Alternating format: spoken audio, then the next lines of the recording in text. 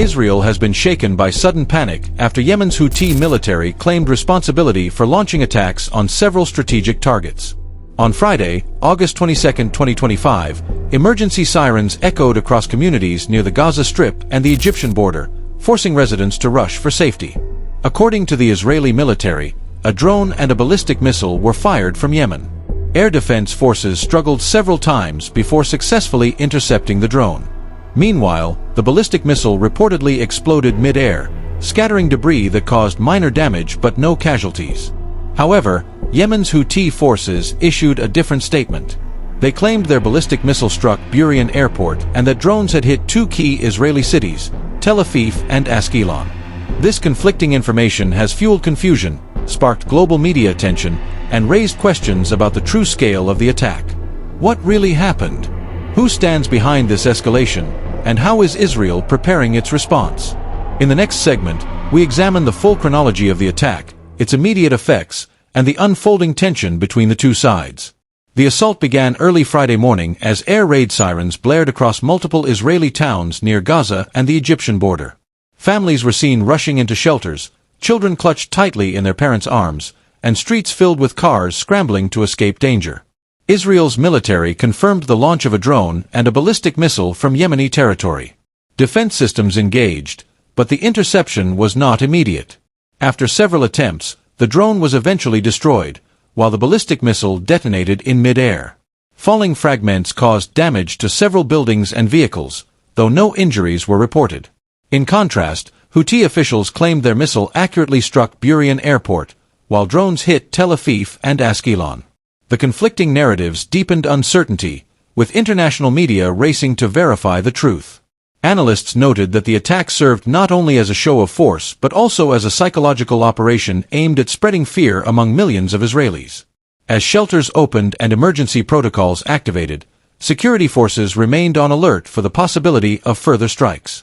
Israel's defense forces immediately raised their alert level along the borders. The Iron Dome system was deployed to intercept further incoming threats, while ground patrols were intensified.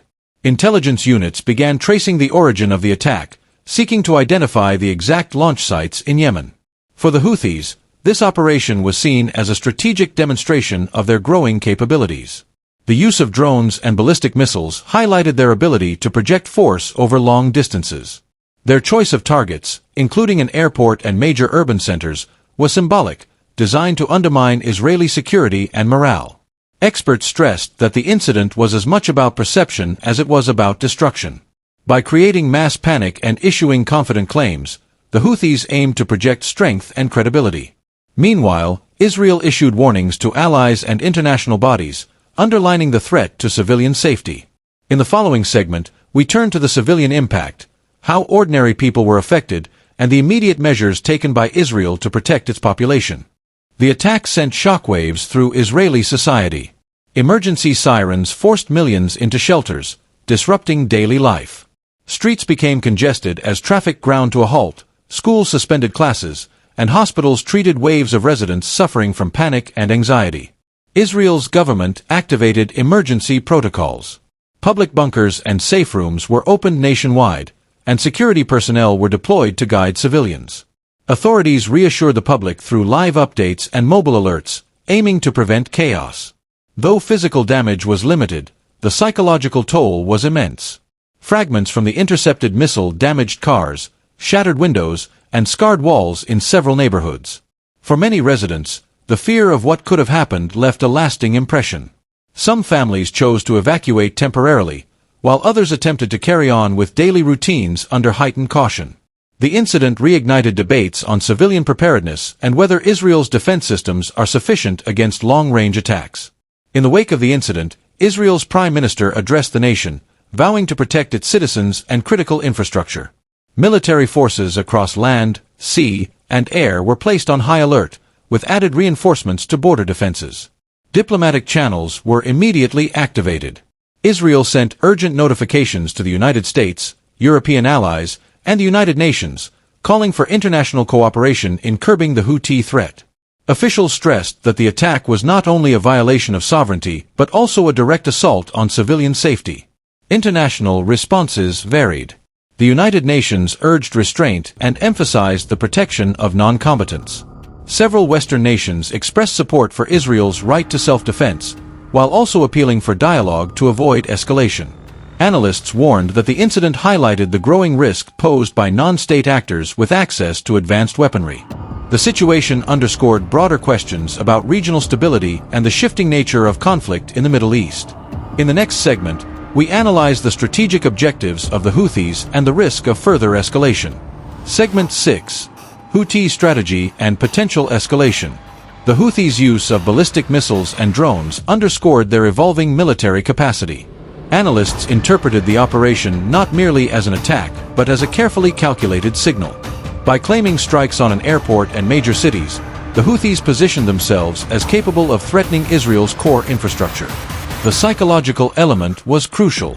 While Israel reported only minor damage, the Houthis insisted on a successful strike, framing themselves as a rising power in the region. This battle of narratives, between Israeli denials and Houthi claims, has fueled uncertainty and magnified the attack's psychological weight. The risk of escalation is now tangible. Israel's military has ramped up defensive readiness, and discussions of possible retaliatory measures are underway. A cycle of strike and counterstrike could plunge the region into deeper instability, drawing in international actors and heightening the risk of a broader conflict. In the following segment, we explore the long-term implications for Israel's security and international relations. The attack may reshape Israel's security policies for years to come. Defense analysts predict expanded investment in air defense technology, improved civilian preparedness programs, and stronger reliance on intelligence sharing with global allies. Internationally, the incident raised alarm over the increasing sophistication of non-state groups. Diplomats across Europe and the United States voiced concern about the spread of advanced weaponry beyond conventional militaries. The event may fuel calls for tighter arms control and new security frameworks in the Middle East. For Israeli citizens, however, the legacy of this event lies in the emotional scars. The panic, the rush to shelters, and the lingering fear of future strikes have created a heightened sense of vulnerability. Meanwhile, the Houthis have portrayed the incident as a victory, strengthening their image both domestically and regionally. The August 22, 2025 attack marks a significant chapter in the ongoing turbulence of the Middle East. While Israel reported no casualties and only minor physical damage, the psychological and political impacts were profound.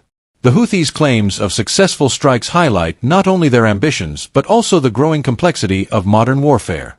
Israel's response, both militarily and diplomatically, reflects the seriousness of the threat. The incident serves as a reminder that in today's conflicts, perception can matter as much as reality, and that civilians often bear the heaviest burden.